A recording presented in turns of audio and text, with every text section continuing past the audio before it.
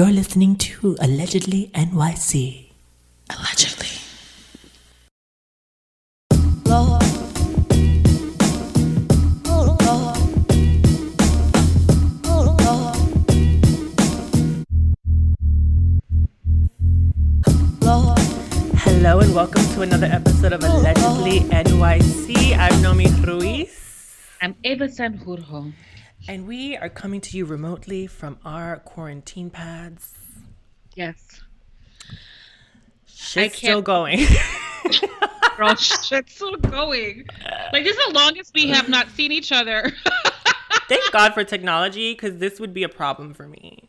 Girl, honestly, I haven't had a mimosa since I last saw you. I don't know if I believe that. No, because I've only been drinking wine. That's more like it. Oh my God. Girl, the other day I finally left the house because I needed to move my body because I was just like, You have to move your body. I needed to move my body. So I got a city bike. Girl, picture that. I can't. It's like me picturing Kermit the Frog riding bicycle with the legs. That was basically me. Yeah. I got a city bike and I rode across the Williamsburg Bridge. But I was shocked at how packed it was and how many people were picnicking in parks and like all around. There was, I'm like, shouldn't our this work? I was confused myself. I actually took a little walk myself, and I walked by, I live in Bushwick, so I walked by Mira Hernandez Park, and normally that bitch has been closed. She's been closed. And Homegirl was open. I was like, say word. I was like, someone this is crazy. Clipped the lock. I was like, what happened? So I walked through because I actually needs to go to, I was trying to get to Wilson. So I was like, oh, this is crazy. So I walked through. I have the whole shit on, obviously. Yeah. But all these people are literally rollerblading like Nancy Kerrigan in the middle of the park, like with no mask, no shit, nothing on. All the brown people. I had a mask and and gloves at least. Girl, the whole shit, right? So but Nancy Kerrigan is literally roller skating in the middle of the park, right? Wedding. Yeah, and then you have like the skaters. They left the house too. So there was like obviously the hot little skaters, Nancy Kerrigan. And then everyone's sitting and the benches, social distancing sitting. So I thought it was like, all right, at least they're social distancing sitting. Right. But the people that are sitting are wearing, the brown people are wearing masks. The white people weren't. I mean, the majority that we see out there. Nancy Kerrigan was not wearing a mask. Yeah. Oh my God. Oh, well, there's, but the tea's still brewing, honey. Someone's still brewing tea. Oh? Someone is still brewing tea. I have a kettle for you, girl. Well, you know what? I did have the Corona, so I need a little tea. Yeah, with ginger and tequila. Girl, I did it all. So last week in Canarsie, there were reports of a large gathering. Canarsie? Brooklyn. Interesting. Yeah, I know. When officers arrived, they found a large crowd gathered inside a shop filming a rap video for a rapper named Kelly King Kelly. Fuck. And they were planning on having an after party at the space also. I'm about to root for you. Girl. I was rooting for you. Why? They said they were not social distancing, obviously. Although some were wearing masks. I'm sure they were like matching with their outfits. Clearly. Girl, they honestly, were wearing masks before all this shit went down anyway. Nearly 100 officers surrounded the store. Like, I don't think that's necessary though. 100 officers? Like, what are you all like? Shouldn't you be on the subway? Like, right. Yeah. It's like now's the time for you to be in the subway to protect people. Usually they're there bullying black and brown boys. But now it's like, it's kind of dangerous in the subway right now. You should be there protecting people instead of... I mean, people are getting mugged, old school style, left and right in the subways. I mean, if this is a social gathering, I feel like there's maybe 3 cups at the most just to say, hey guys, not cool, not your moments. You should do a Zoom video. Right. Shut it down. I love that people are getting robbed on the train. That makes me happy. Girl, it's coming back. Oh, we have another kettle. Oh, a little kettle. A little kettle one. This one tastes like meat. So Shake Shack, they applied for one of these business loans that they're giving out to small independent businesses like Shake Shack. Yeah, because they really need it. Right, because there are 189 spots in the U.S., owned by celebrity restaurateur Danny Meyer. Yeah. They received a $10 million federal loan through the coronavirus Paycheck Protection Program. They didn't need a fucking bailout. I'm sorry. Girl, and then meanwhile, all these other small independent businesses couldn't apply for any of the loans because all the money was gone. Of course it was. Right. Because Shake Shack, who has a line across the block every other fucking day, because there's a Shake, and then you have multiple locations now, because right before that, you were in a park in the middle of 23rd Street. You have location. You're fine. You don't need $10 million. Girl. Well, you know what? So this is the tea. They gave back the $10 million federal loan. Oh, a little conscious with your fries. Okay. I love a little conscious with my fries. I love a hamburger with a little conscious. Conscious. Conscious fries. Conscience fries. That's gonna be on their menu. Conscience fries. Conscience fries with animal style. What is it? Animal style? No, that's In-N-Out. Sorry. Did In-N-Out get a loan? I'm curious. Did they give it back? They shouldn't. They shouldn't get any loan. They're like, everyone's always in the fucking In-N-Out burger. Girl. I don't know what's happening in California. Did Chick-fil-A get a loan? Because Chick-fil-A is hella fucking gay, like homophobic. Yeah, I don't. Honestly, that would be fucked up if they got a fucking bailout, because they're fine. Girl. And I'm sure they're honestly probably open in a lot of locations. Well, here's another kettle, honey. So landlords, they're eager to get their checks from their tenants because they can't fucking figure out how to be a part of this system and support people.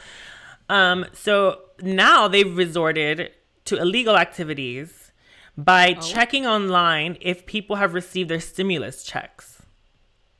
Hey, illegal. Hey, now I own the building. Hey, billions. Now I own the building. Sorry. Now I own the building. Are you kidding me? No, they've been, so the IRS launched a new portion of their website where you can log on and check the status of your stimulus check and if it's direct deposited or not, or it's mailed.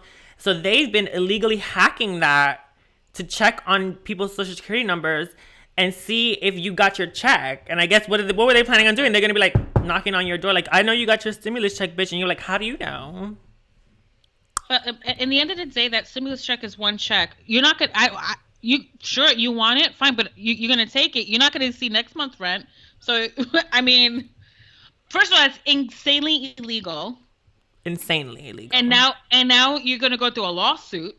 I hope I wonder if I would use my stimulus check on a lawyer. Thank you. Girl, yeah. And you know what else landlords have been doing? They've been trading sex for rent. Well, not. I mean, they've been basically saying you can probably suck my dick and for the month. I mean, I'm down.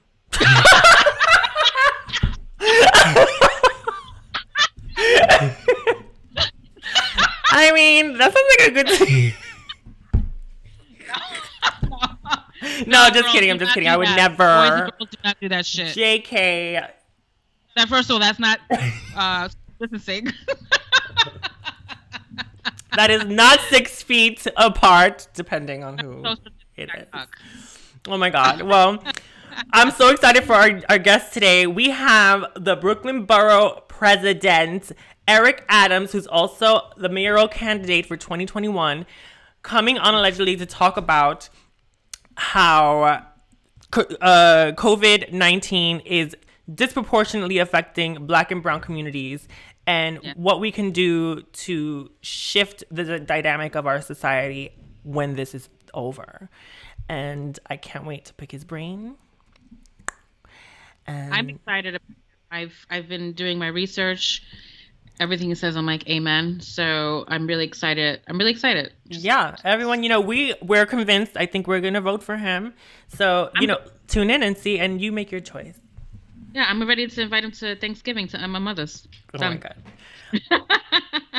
All right, well, we'll be right back with Brooklyn Borough President Eric Adams.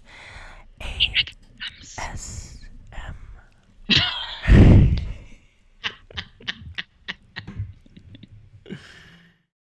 You're listening to Allegedly NYC. Allegedly. Hello. Good. Welcome. How are you? Quite well and yourself. It's good to see both of you. We're great. Thank you so Welcome much. to Allegedly. Thank you so much for joining us today. And your very busy schedule. You're a busy man. Just trying to, we call it grinding. Yes, the grind. Well, The hustle is real. The hustle is real. We're all New Yorkers here. I'm from Sunset Park, Brooklyn. Ava, you're... I'm from the South Bronx. Okay, nice. And you, where are you from? You're from... Brownsville and South Jamaica, Queens. Awesome. 2 locations. Tell me about that tattoo. Oh, my hand? Yes. Oh, you spooked it. This is the name of my album, my first album, Lost in Lust. Okay. So okay. one hand's lost, one's in lust. Put them together. Like it. Okay. Well, You can't take them separately. They have to be put together. This is true. So that's where you get me in the middle. Very true. Am I coming over clear? Yes. How are we on your end? Okay. We're good. You look great. Well, so as New Yorkers, we're the epicenter of what's going on right now, which is really intense, especially for people who are born and raised here. And today I wanted to talk a bit about how pandemics often expose these underlying issues within societies and how certain people are cared for while others are ignored, and specifically now we're seeing that this is really disproportionately affecting Black and brown communities. So I wanted to talk a bit about how we can use this moment to sort of I feel like there's a magnifying glass on these issues right now, and it's a good time to address them and hopefully shift towards a better society. So first, and we should, this whole situation is like an onion, and we should peel back each layer to get a full understanding. If you don't, you'll miss it. The first thing we should examine, in my belief, is that we're at a place right now in any major crisis, you are in the search and the recovery phase. The search phase is that you're saying that there are still bodies alive and we need to find them. The recovery is that you're going to go in and get those dead bodies and just make sure they have a dignified burial. And I don't want to look at the coronavirus crises that we have shifted to the recovery phase. We're still in the search phase. We can still save bodies. We have to stop doing the things that we did, which is we have ignored Black and brown people. In 100%. this city, we divided the city into 2 categories. And when we did it, I said to my staff, that's coded language that we're using right now.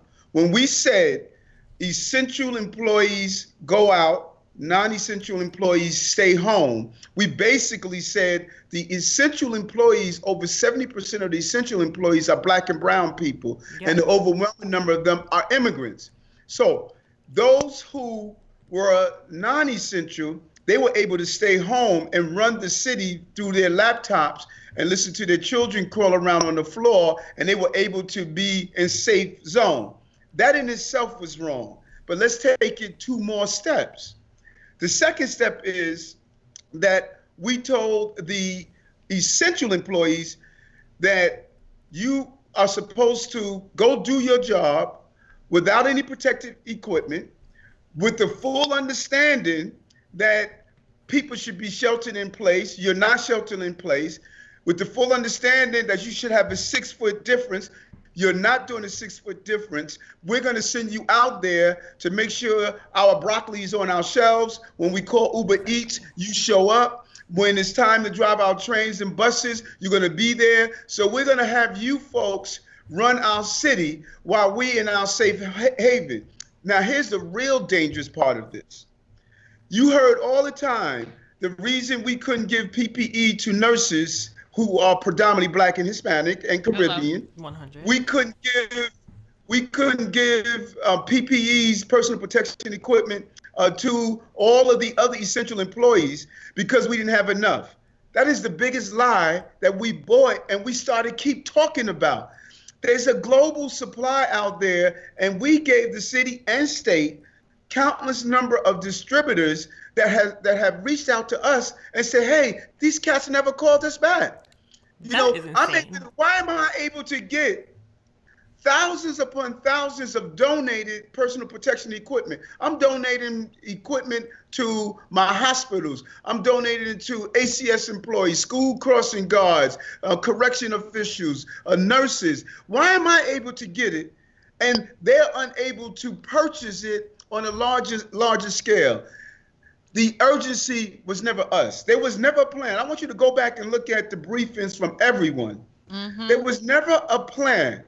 You have to fight this virus on two fronts. You have to fight it as an intervention for those who have it. You have to intercede and assist them. And then you have to fight it as a prevention. There was never a prevention plan. No. We never went to communities that had large number of pre-existing conditions and say, here's our plan so that you'll be saved. We weren't testing in our communities. We were telling our mothers and grandmothers, okay, you know what, go back home. They went back home and many of them died. We were not providing the food to them. We were not using telemedicine. So there was no plan for the 70%ers. So that grocery store got coronavirus. He went home to an overcrowded apartment with his children and families and his grandmother. Because remember, folks are living 3 and 4 generations. And he infected them. Then they went to the hospitals like in Queens, where you have a high immigrant community. Sunset Park, high immigrant community. Central Brooklyn, high immigrant community. All of these essential employees infected their family members, were not diagnosed so they can quarantine themselves because we were not testing. Remember, we put out an order that said we're only going to test you if you admitted to the hospital, and then we didn't admit you to the hospital. We sent you home. This was the greatest experiment on Black and brown people since the Tuskegee experiment. Yeah, this is so fucked up. It's really, really insane. And you recently wrote an op-ed that I found super interesting, and I thought it was a really good topic to talk about too. Like, all the essential workers, that's like so like evident, and everyone's on the subway and stuff. But you are also talking about how because people of color live in these food swamps and have less access to healthy foods that would treat underlying illnesses in the first place. And I thought that was such an interesting and important thing to also touch upon. Right, because I'm not coming from this space only in my professional capacity. I'm coming from in my personal capacity. I had type 2 diabetes. I lost my sight in my left eye. They told me I was going to be blind in a year. Had permanent nerve damage in my hands and feet. They told it was going to lead to amputation. I had an ulcer, high blood pressure, high cholesterol. I had the black and brown package. And when the doctors told me that, Eric, we're going to give you medicine for your vision loss, medicine for your nerve damage, medicine for your ulcer, medicine for your blood pressure. They're going to give me all of these medicines, and it just didn't resonate with me. And so I said, hold on for a moment. They wanted to put me on insulin right away because my diabetes was at the late stages. Wow. And I just refused to succumb to that because my mother was diabetic for 15 years and 7 years on insulin. And I said, that's not the life I wanted to live. And so I decided to, I like to say I became scientific, and I went to Google and Googled reversing diabetes. That's very cool. Yeah, you have to be your own doctor sometimes. All of this information came up, and I was able to connect with some doctors. I flew down to see one in Ohio, and that doctor gave me information about my diet. And he said, listen, if you change your diet, you're going to reverse your diabetes. And I returned to the city. I cleaned out my cupboard. Nothing healthy was in my cupboard. Everything was processed. And I started to go on a whole food, plant-based diet. And within 3 weeks, my eyesight cleared up. Wow. My vision loss went away. 3 months later, my nerve damage went away. My ulcer went away. My cholesterol normalized. My PSA normalized. I just lost my dad at that time, the prostate cancer, that normalized. My mother then followed me, 80 years old. She went on a whole food plant-based diet after being and diabetic for 15 years. In 2 months, she got off her insulin. What? That's amazing. That is amazing. That's the power of plants. Wow. And so when I started to dig into this, I said, wait a minute. All of our seniors are losing their kidneys and going on kidney dialysis. Kidney disease doesn't run in our community. It's not in our DNA. It's our dinner that's causing this. And going blind, losing amputation. The number one cause of non-trauma amputation is diabetes.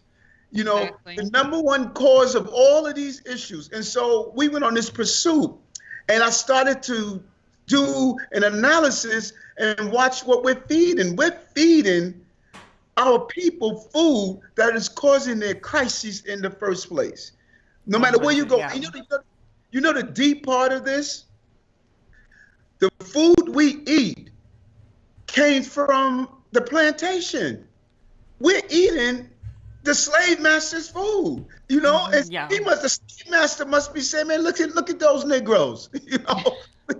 So insane. It's just this insane cycle that keeps going around and around and around.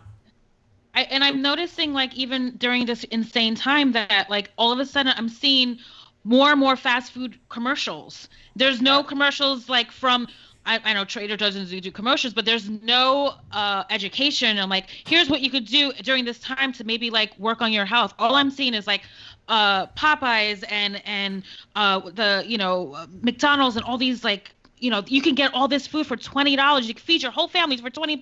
But in the end of the day, this is after the gates open, we be normalized. We're not going to be that healthy. There you go. Well said. I don't understand. And it's, when you think about it, now we have you cornered, you know, and all your children are going to be able to say, love that chicken from Popeyes. You know what I'm saying? Oh my God, brainwashed.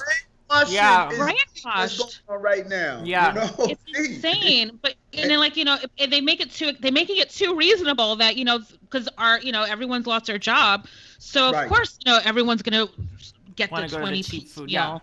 Well, that's also I wanted, because we talk a lot about gentrification, you know, because we're like Puerto Ricans born and raised in New York, so obviously that's affected us a lot, and it's I feel like that's a part of this too, because it's like, you know, people are pushed out of their communities, but they're the ones working at those markets that sell all this organic, healthy, expensive food, but they can't even afford to buy the food at the market that they work at, let alone pay their own rent. So it's like, even gentrification sort of like seeps into all this stuff too. It's really just And then you're right. And then there's the arrogance that comes with it.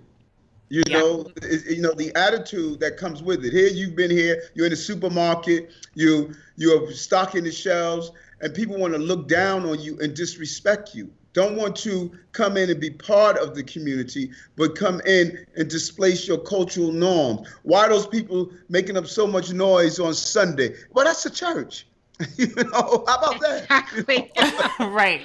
Yeah, we talk about that a lot. Like in neighborhoods like that are like in Bushwick, all the Latin neighborhoods, people are moving in and like calling the cops on the kids playing outside or playing music. But like that's part of our culture. We play dominoes outside. We had the fire hydrants open. We're in the street. Like that's part of our culture. You can't just go there and then criminalize it. It's really. Mm-hmm. That was what at the heart of my go back to Iowa comment was about. Yes. It was about, I love that. Listen. I was like, finally someone said it.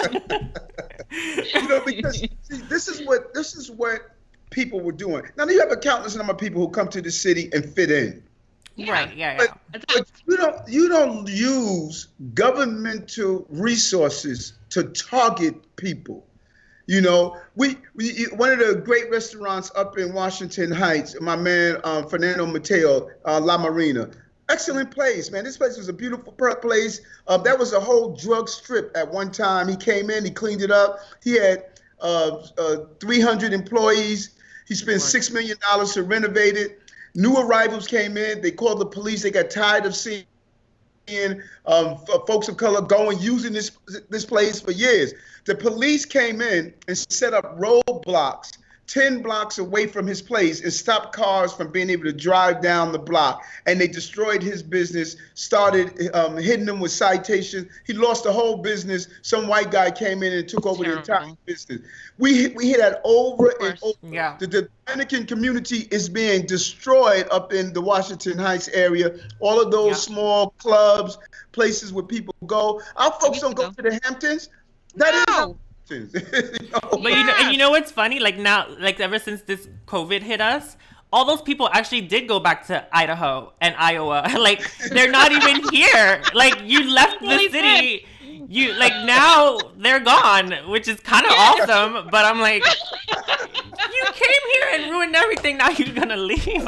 Well, that's how tough New Yorkers are. It's survival of the fittest. Clearly, the New Yorkers are staying. This is home. We're not going anywhere. Yeah, my block has been really. I'm in Bushwick, so it got a little clear around here.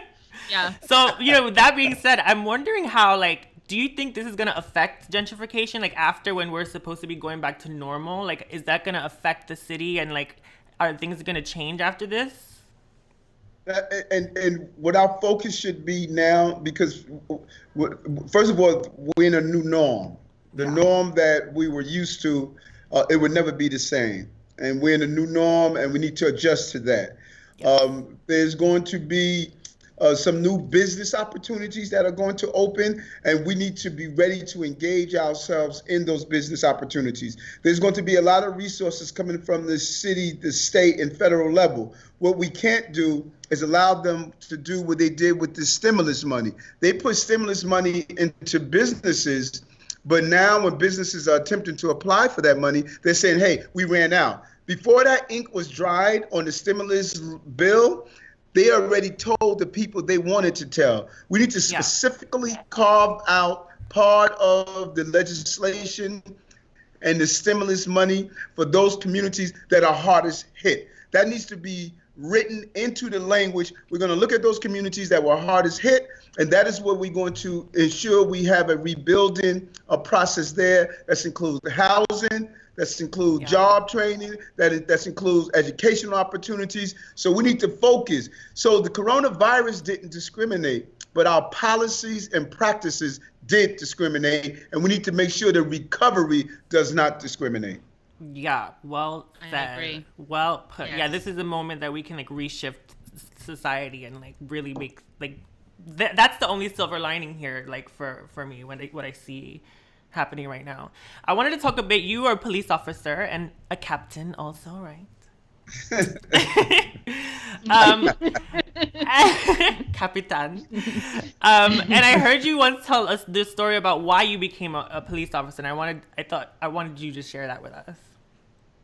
There was 2 times in my life where I found myself doing something not because I wanted to, but because I was called to. And I think there's a different interaction when you have a calling to do something. And policing was one of those times. As a child, my brother and I, we were arrested, and the police officers that arrested us in Queens, the 103rd precinct, it's the same precinct where Sean Bell was shot and killed. Wow. And the police officers, after we were sitting there, they didn't chase us. They picked us up from school. I was 15 at the time. And while they was filling out the reports, they just said, you feel like a beatdown. And we didn't know what they meant.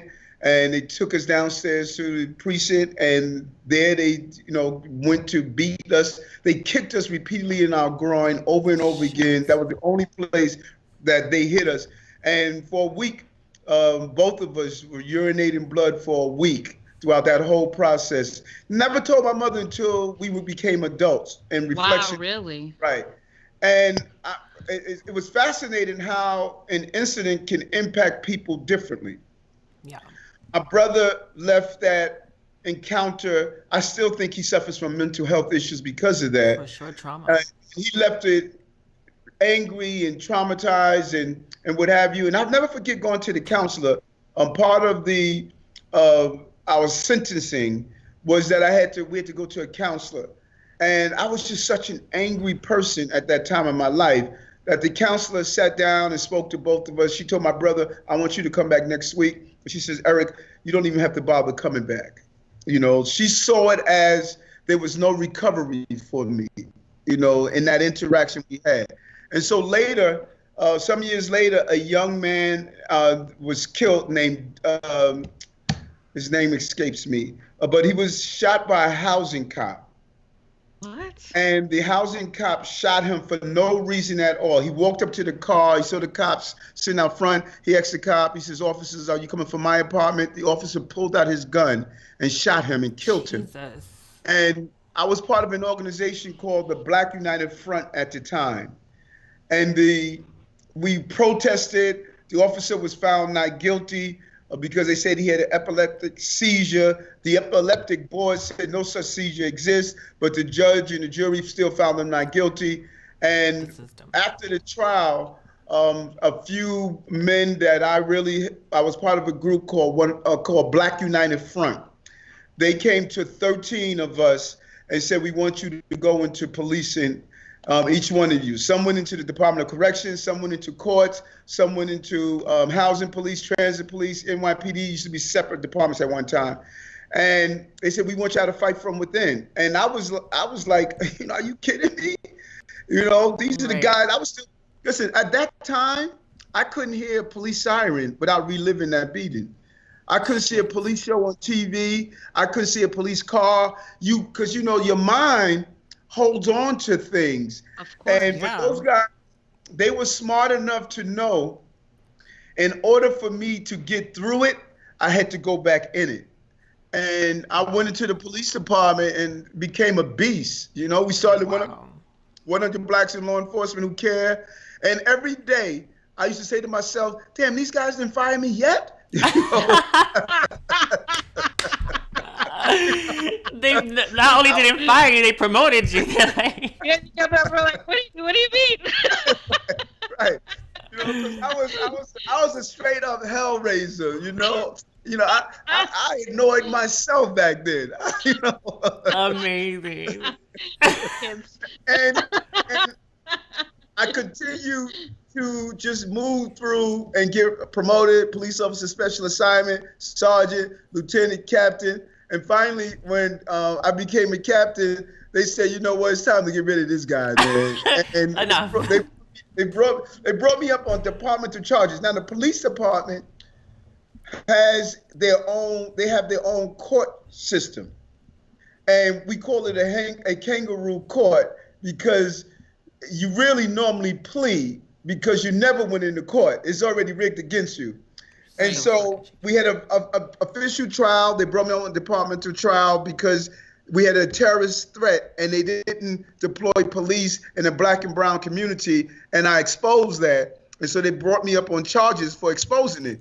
And and after the trial, I announced that I was retiring to run for Senate. And they said, well, you know what? You're not leaving here. You're not going to retire. We're firing you. We're going to take your pension. We're not going to let you just get out of here. All that hell you raised. What? And so we had a trial. Yeah, we had a trial. And after the trial, the judge that was making the decision, he says, let me tell you something. I wish I could live in the district so that you could be my state senator. Right then we knew I was going to be found. Fuck. That is so insane. And you know what?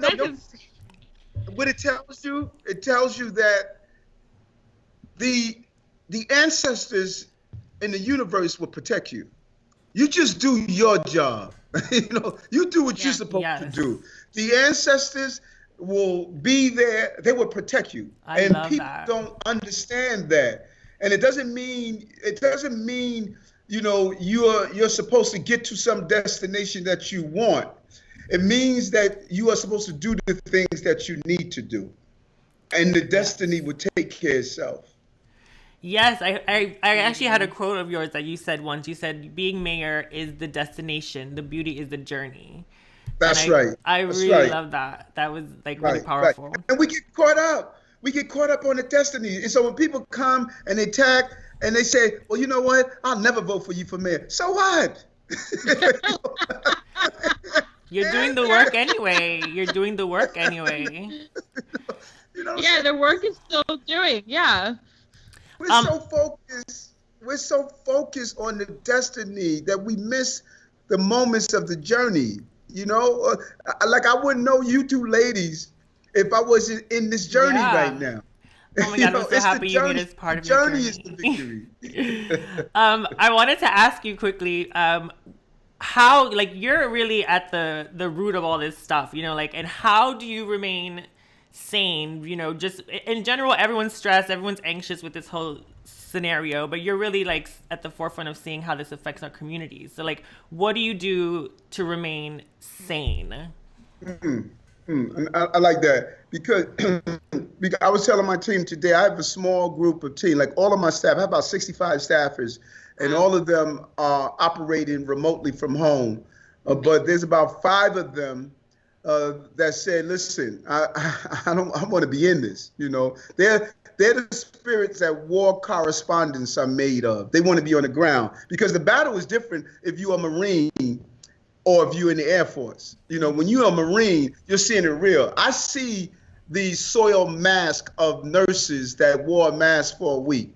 I see, you know, what it is when I knock on a NYCHA door and see people inside that didn't get any food. When you on the ground, it's different.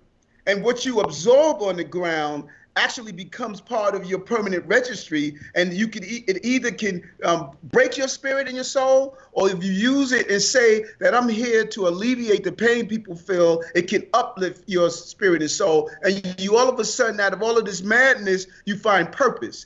And that purpose is more driven than the pain. And Mama said to me long ago, son, if you're fortunate to live long enough, you're going to be misfortunate to experience pain. So you need to learn how to turn pain into purpose. And where I am right now, I am turning all this pain into purpose. I'm energized when I go into NYCHA and hand out masks to NYCHA residents. I'm energized when I deliver food to first responders. I'm energized when I'm at the train station and seeing only black and brown people coming out of the train station to go to a supermarket and fill the shelf. And they see me there and hear that I'm saying that you matter. All of that energy, I'm absorbing. And that is why I don't see the anxiety of this. I see that this is a purposeful moment. And I think, you know, the Creator blessed us to be able to be around right now that we can help people while they're at their darkest moment. Imagine going through life and you don't have moments like this. I'm so happy to be engaged in this right now. This is what it's all about. You know? Yeah, we're lucky to have people like you out there doing the work. Absolutely. Absolutely. Honestly, you become a soldier with all this, and I've been watching you, and I'm really excited to. I'm excited. I'm going to vote for you. You have my vote already. You have our vote. You have our vote. Sally, know me. If you need me to stuff an envelope, I'm here. Let us know how we can help you on your journey. That's the second calling. That's the second. Remember, I said there was 2 callings. Second calling is running for mayor. Yeah. We're in a bad place. We're in a bad place. And we need it. We don't need someone who just has political aspirations. No, you know, the city is hurting so bad, and we're in a challenging time. And if you're not really committed, dedicated, and smart enough to make this city function, we should not have been caught flat-footed with coronavirus. We should not have a dual hospital system where some get health care and others get sick care. All our children can learn. We should have access to quality education. We should be feeding people healthy food in our jails, in our hospitals, in our schools, in our senior centers. We need to change what we are doing. It is broken. And so maybe God said to us that, listen, it's time to tear this down so we can build it back up correctly. This may be our Noah Ark moment. Yeah, you know, damn right. And it's about us I to think make we're recalibrating. Right. Well said. We may have reached a Solomon and Gomorrah period in our lives. And sometimes the Savior comes in and change everything around. Oh, yeah. Got to flow with it. Oh my God. Well, everyone listening, Eric Adams is going to be running for mayor next year. Vote for his ass.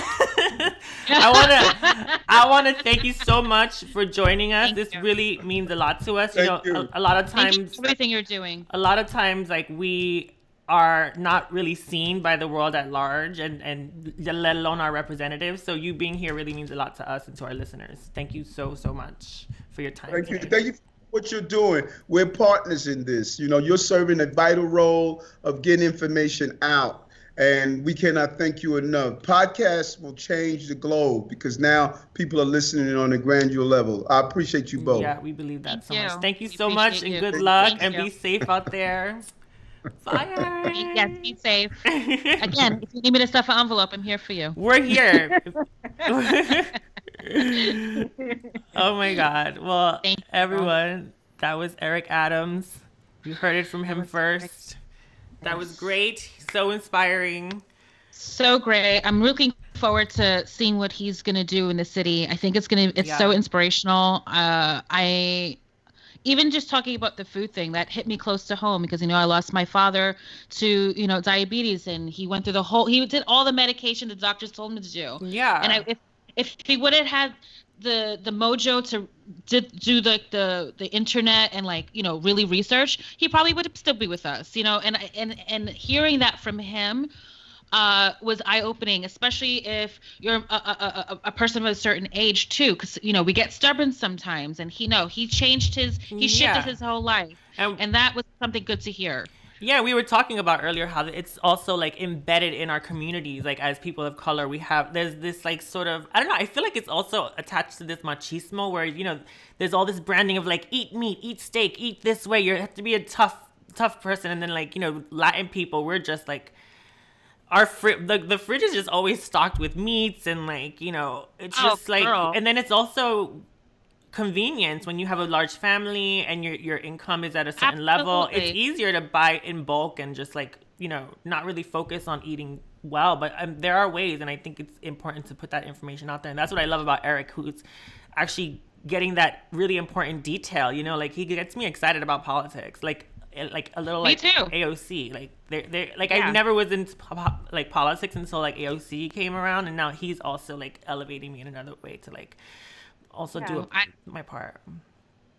I honestly, it's exciting. I feel like what happened in 2016 has shifted the way I feel as well. I hate what happens, and I'm hearing voices that came out of that frustration and anger, and I think we're at a place where we're hearing newer voices, and they're being heard, and we're listening, and it's refreshing, and I'm all for it. I'm here. I'm like, whoever who is just trying to push people in a positive path and calling out motherfuckers too at the same time. And that's what I like about Eric.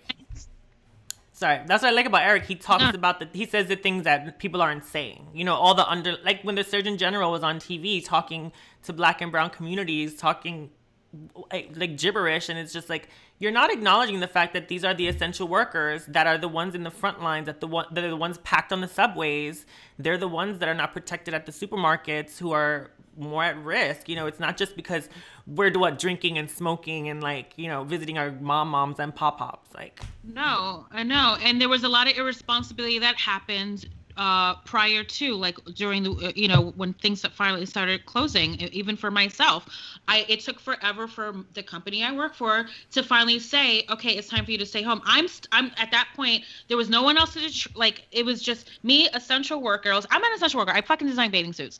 But I felt and there was me, essential workers, and homeless people, and unfortunately people that were, using freely. I was like, all right, fuck it. But, we're back. Yeah, we're okay. But it came to a point where I didn't feel they didn't give a fuck about how about me and how I was gonna get to work. Yeah, that's what was actually annoying me about that situation too. I'm like, why are you still going to work? That's putting you at risk for what? To design a bathing suit for this company that doesn't care about you in the first place? Not at all. And have they contacted me since? Are you okay? How are you doing? No.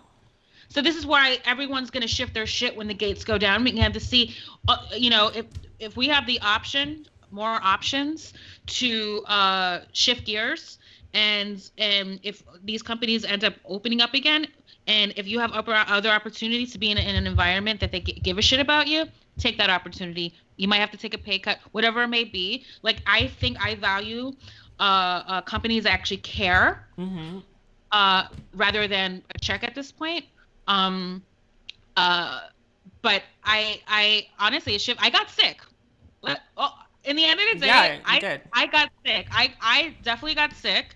I couldn't get tested. I'm sure it was from me still traveling into the city. Of course, you know, like. But do they know that I got sick? No. Was I going to be petty? I was like, hey guys, I actually got sick. You dumb, inconsiderate. Say it. You assholes. You inconsiderate cocksuckers. Well, so yeah. I'm excited that we have people like Eric who are out there, advocating and to affect change, because now is the time for all of us to do our part, to call out the system, to vote for the right people, not just for our bank accounts, because we see at the end of the day, regardless of money, the people that really suffer are the minority. So we have to get together, we have to do our part, and we have to make a change. And I'm glad he was here to talk to us and to our listeners. And I want to thank everyone for tuning in. Thank you so much, guys. Don't forget to subscribe to us, tell your friends about us, retweet us, do all the things. Stalk us on Instagram, send us love letters. I love a love letter. I love a love letter. We need pen pals here. And tune in Thursday night where we're going to talk to finally Amanda Lepore, who's been a busy gal. She's busy even in the quarantine. I'm like, girl, you're booked in quarantine. Booked. She's still booked. Okay, so next Thursday, supposedly she's coming on to talk about her perspective on all this, and I want to know what she's been up to and how she's maintaining her beauty regime. You know what I'm saying? How she's keeping her body tight. Yeah. I'm holding on to dear life in this corner over here. All right, y'all. Well, that is our show, and we will see you on Thursday night. Be safe. Wear something nice. Take care. Put something comfortable on. And be blessed. Thank you, Eric.